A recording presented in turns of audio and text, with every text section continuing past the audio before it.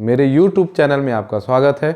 हम देख रहे हैं यूपी बोर्ड परीक्षा के लिए जो महत्वपूर्ण प्रश्नों की सीरीज है उसको देख रहे हैं। जो आज का टॉपिक है वो है कि पुष्पीय पादपों में जो लैंगिक जनन होता है उसमें जो महत्वपूर्ण जो मादा जनन अंग होते हैं और मादा जनन अंग के वो कौन से भाग हैं जो यूपी बोर्ड में पूछे जाते हैं उसको हम आज डिटेल में देखते हैं। तो ये क्लास शुरू करते हैं। यहाँ आप देख रहे होंगे एक फूल। ये फूल की क्या है, अनुदैर्ध्य काट है। और फूल किस में होते हैं, तो फूल होते हैं आवृतबीजी पौधे में, जिसको हम क्या कहते हैं, एंजियोस्पर्म। ये फूल उन्हीं के गुण होते हैं। फूल के बाहर जो लाल पीले या सफ़ेद रंग की जो पंखुड़ियाँ पाई जाती हैं उनको हम क्या कहते हैं, दल कहते हैं, जिनको हम पेटल्स कहते हैं। और पेटल्स जुड़ा किससे होता है, एक जो भाग होता है जो पूरे जो पुष्प का आधार होता है उसको हम क्या कहते हैं, पुष्पासन, यानी पुष्प का आसन, इंग्लिश में उसको थैलमस कहेंगे।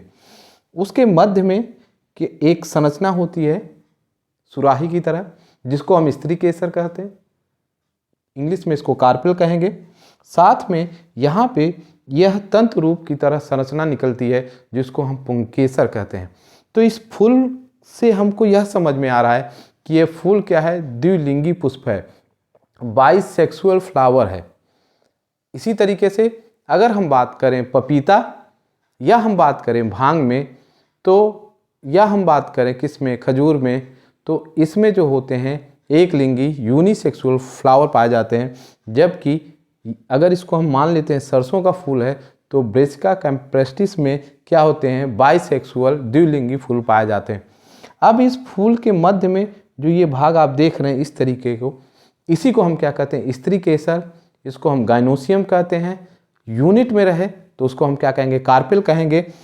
तो इसको जब हम बाहर निकाल के देखते हैं, यानी पुंकेसर हटा दें, वाह्य दल हटा दें, वाह्य पंखुड़ी हटा दें, तो यह जो संरचना हमको मिलती है ये कहलाती है स्त्री केसर।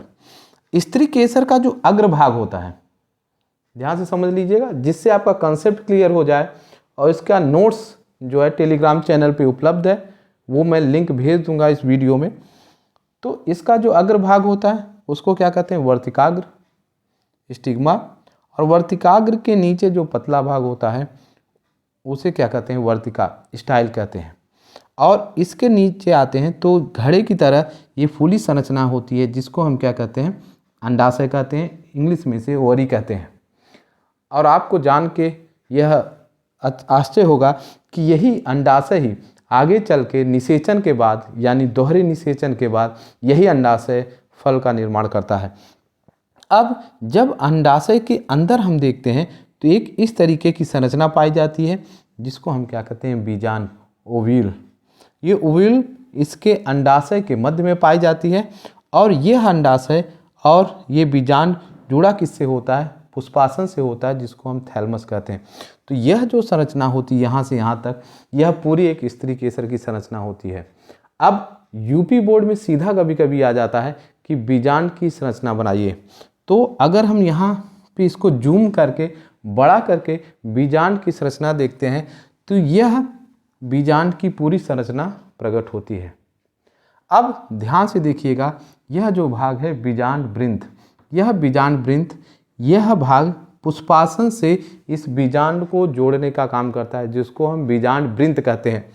और बीजांड का जो ऊपर सिरा है और बीजांड वृंत दोनों इस स्थान पे आके जुड़ते हैं, जिसको हम हाइलम कहते हैं। यह नीट में पूछा गया है कि बीजांड वृंत और बीजांड जब आके जुड़ते हैं तो उसको हम क्या कहते हैं, हाइलम कहते हैं। अब बीजांड को यह दो आधे आवरण घेरे रहते हैं।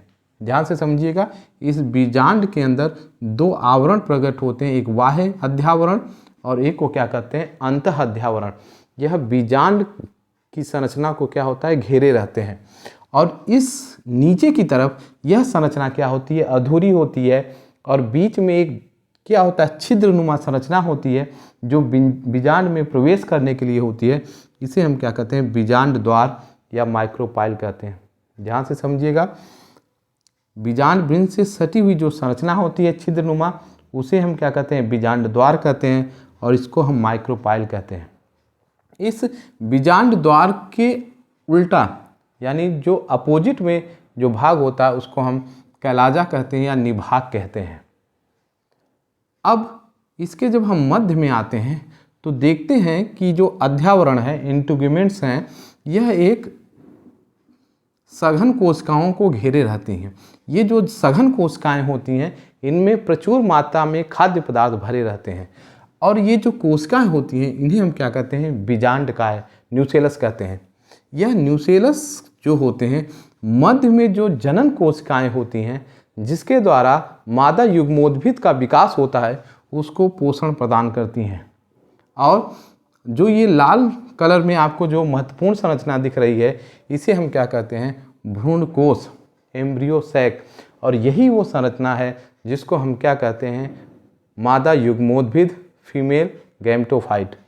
इसी में क्या होता है, दोहरे निषेचन की प्रक्रिया संपन्न होती है और दोहरे निषेचन जब प्रक्रिया संपन्न हो जाती है तो ये बीजांड ही परिवर्तित हो जाता है बीज में। तो यहाँ दो महत्वपूर्ण चीज़ है कि अंडाशय तब्दील हो जाता है फल भित्ति में, फल में, और जो बीजांड है यह तब्दील हो जाता है बीज में। तो यह महत्वपूर्ण है, कभी कभी एक नंबर में पूछ लेते हैं। अब बात आती है इस भ्रूणकोश को जब हम और जूम करके देखते हैं, बड़ा करके देखते हैं तो ये संरचना हमें प्राप्त होती है। अब इसको समझते हैं। यहाँ पे ऊपर में 3 कोशिकाएं होती हैं। यह जो संरचना होती हैं या जितनी भी कोशिकाएं इसमें पाई जाती हैं वह अगुणित होती हैं। क्यों? क्योंकि इनका निर्माण अर्धसूत्री विभाजन से होता है। तो इन 3 कोशिकाओं को कहते हैं प्रतिव्यासांत कोशिकाएं, एंटीपोडल सेल, और इनका जनन में कोई भी सहयोग नहीं होता। यह इनका कार्य क्या है यह भी अभी तक जानकारी में नहीं है। तो प्रतिव्यासांत कोशिकाएं जिसको हम एंटीपोडल सेल कहते हैं, इसी के जस्ट अपोजिट दिशा में जो महत्वपूर्ण जो कोशिकाओं का समूह है उसको हम समझते हैं। यानी भ्रूण कोश की वह महत्वपूर्ण कोशिकाएं जो जनन में भाग लेती हैं इसको देखते हैं। यहाँ पे इस सिरे में नीचे 3 कोशिकाओं का समूह होता है। इन तीनों कोशिकाओं को एक साथ हम क्या कहते हैं, अंड समुच्चय या अंड उपकरण कहते हैं, इंग्लिश में एग एपैरेटस।